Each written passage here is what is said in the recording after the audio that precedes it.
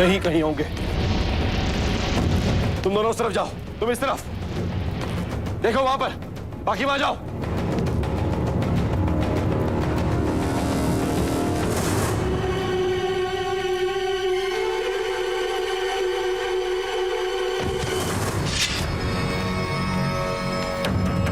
अशोक, इतनी रातों कहां से आ रहे?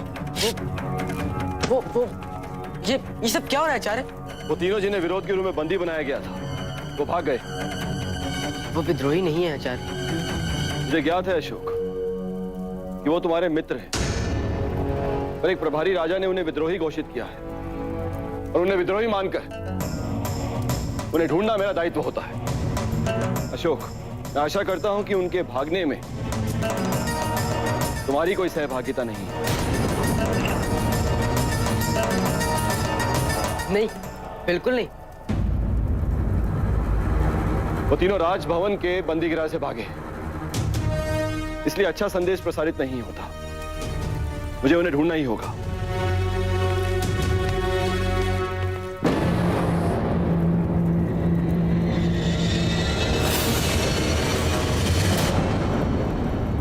अशोक, तुम्हारा कुछ सामान गिरा है।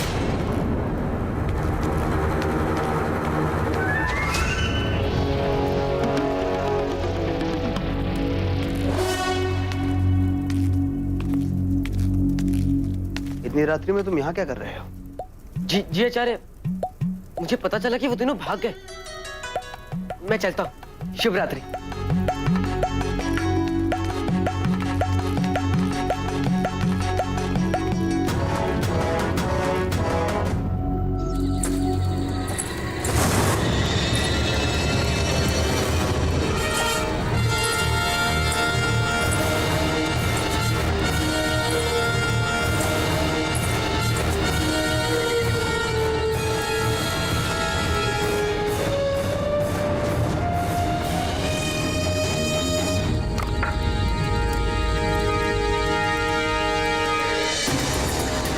उल्का,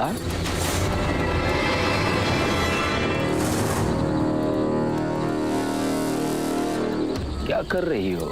वो सम्राट को कुछ लिखने के लिए पत्र एवं कज्जल की आवश्यकता थी, तो मैं उनके लिए। ये कार्य तुम्हें करने की आवश्यकता नहीं।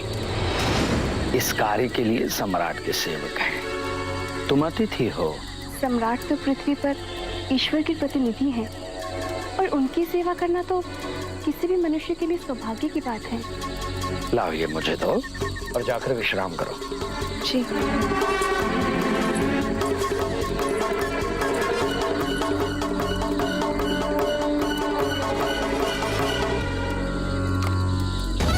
बच गई मैं, पर मुझे शीघ्र ही बिंदुसार को मारने का कार्य पूर्ण करना होगा।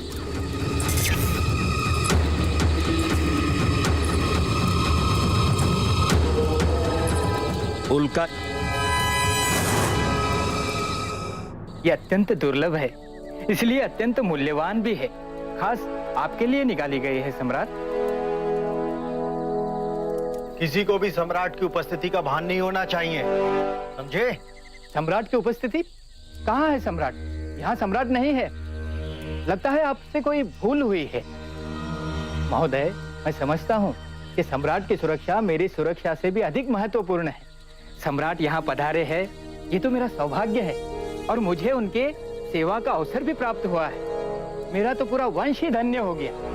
आप निश्चिंत रहिए, उज्जैनी में संकट आ सकता है, लेकिन यहाँ कोई भी संकट नहीं आ सकता। संकट कहीं भी उत्पन्न हो सकता है, किंतु मेरा मानना यही है कि संकट समीप आते ही उस पर आक्रमण करके उस संकट को समाप्त कर देना चाहिए।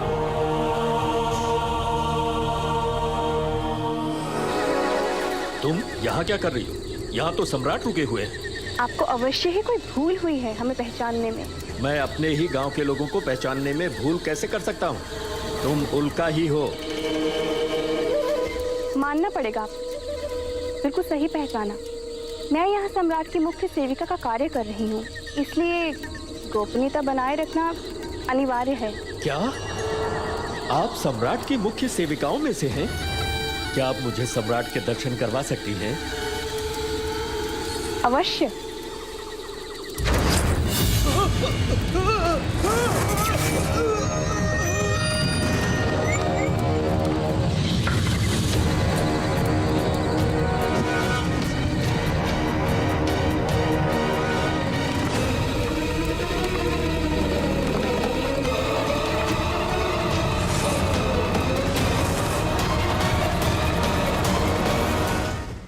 उल्का, क्या हुआ? कोई कष्ट? अखंड भारतवर्ष के निर्माता परम ज्ञानी आचार्य चाणक्य के होते हुए किसी को कैसा कष्ट? तुम्हारा परिचय क्या है? किंतु मैं तो अपना परिचय आपको पहले ही दे चुकी हूँ। वो तुम्हारा परिचय नहीं हो सकता,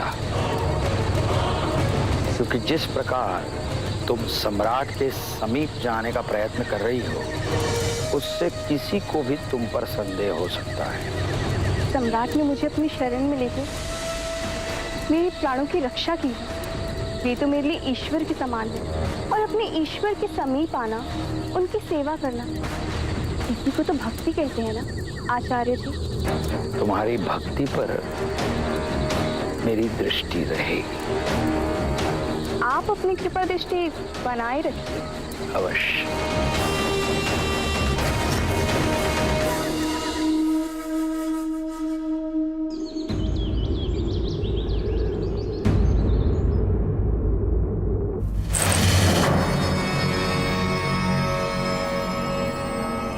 मगध के बंदी गृह से कैदी भाग जाते हैं, और वो भी वहां से जहां की सुरक्षा व्यवस्था के उत्तरदायी आप हैं। बताइए ये कैसे संभव है?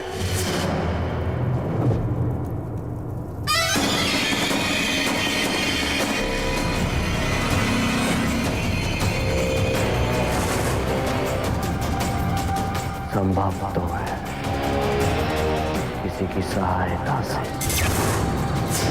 उन तीनों के अतिरिक्त वहाँ कोई और भी था, और आपके सैनिक उसका मुंह देख रहे थे। मेरे सैनिक ने उसे देखा, किंतु उससे पहले ही हो गया।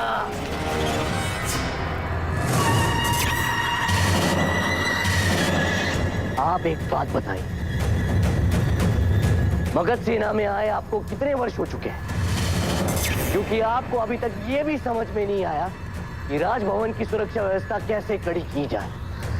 कोई भी राजभवन में घुस जाता है, कोई भी यहाँ से भाग जाता है। ये कैसे संभव है? सेनापति आक्रमण किए मत भूलिए, ये राजभवन है इसलिए मगध है। ये राजभवन है तो आपका अस्तित्व है। यदि आप किसी चूक के कारण ये राजभवन ही नहीं रहे तो सोचिए आपका क्या होगा। उनके भागने के कारण मेरी प्रतिष्ठा को ठेस पहुंची है।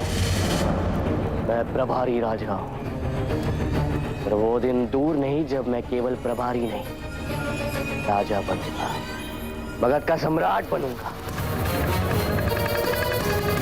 और यदि आपसे ये सब संभाला नहीं जा रहा तो त्याग पत्र दीजिए और जाके विश्राम कीजिए।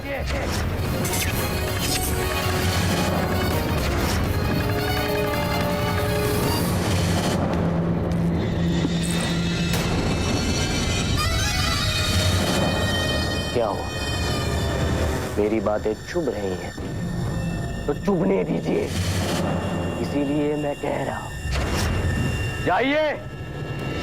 वो तीनों जहां कहीं भी छुपे हो वहां से उन्हें पकड़ के वापस बंदी गृह में डाल दीजिए और पता कीजिए वो कौन विद्रोही है जिसने इन तीनों की सहायता की।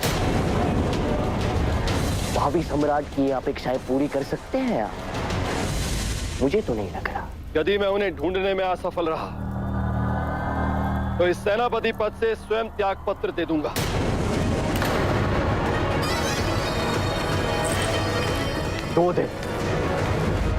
दो दिन है आपके पास, सिद्ध कीजिए कि मैं आपको इस पद पे क्यों बने रहने दूं।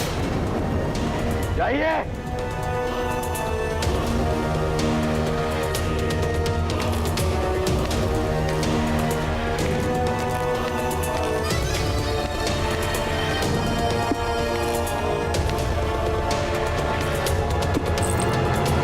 सुशीम, थोड़ा विश्राम कर लो। मगध की इतनी चिंता करोगे तो स्वास्थ्य बिगड़ जाएगा। वो तीनों बाहर जाकर मेरा उपहास कर रहे होंगे।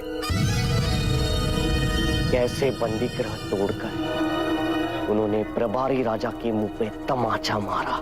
महत्वपूर्ण ये कि जब इस खेल का अंत होगा तब हम हंस रहे होंगे। और देखो ना, हमने तो उनसे उनकी भूमि भी छीन ली, विस्थापित कर दिया है। और क्या चाहिए? ये सब कुछ हमने तुम्हारे लिए किया है, तुम्हारी विजय के लिए। तुम पे हंसने से वो विजय नहीं हो जाएंगे। महारानी बिल्कुल ठीक कह रही हैं राजन। वो हंसते हैं तो उन्हें हंसने दीजिए, परंतु हमने तो आपका भविष्य सुरक्षित किया है।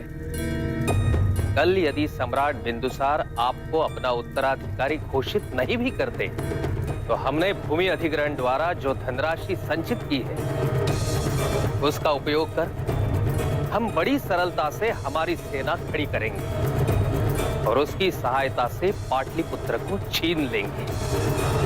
मैं ये धनराशि सम्राट बनने के लिए व्यर्थ नहीं करूंगा, क्योंकि सम्राट तो मैं ही बनूंगा। पिताजी महाराज मुझे ही अपना उत्तराधिकारी घोषित करेंगे।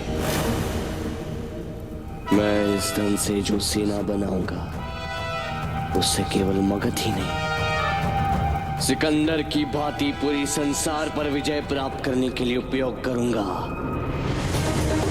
पर इस समय मुझे पता लगाना है कि वो कौन है जिसने मेरे साथ विश्वासघात किया। पता लगाइए महामात्य कि किसकी सहायता से वो तीनों यहां से भागे थे। जी राजन।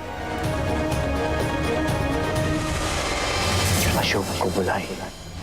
अशोक? अशोक चाहता था कि मैं उसके मित्रों को मुक्त कर दूं, और अचानक उसके मित्र भागने में सफल हो जाते हैं। क्या आपको ये किसी प्रकार का संयोग लगता है? जी। सुनो, जाकर राजकुमार अशोक से कह दो कि उन्हें प्रभारी राजा ने उनके समक्ष उपस्थित होने का आदेश दिया है।